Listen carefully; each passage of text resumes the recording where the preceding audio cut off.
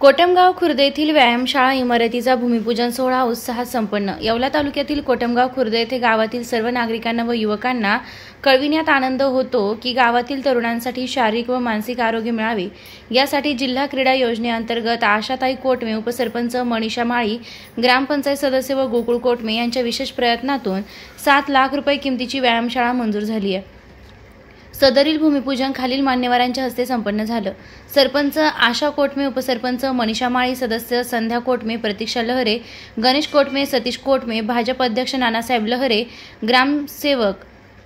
तरवडे भाऊसाहेब, जगदंबा देवस्थान अध्यक्ष रावसाहेब कोटमे, उपाध्यक्ष भाऊसाहेब आदमाने, विश्वस्त अंबादास भोसले, दिलीप कोटमे, अंबादास लहरे, लहानू धांद्रे,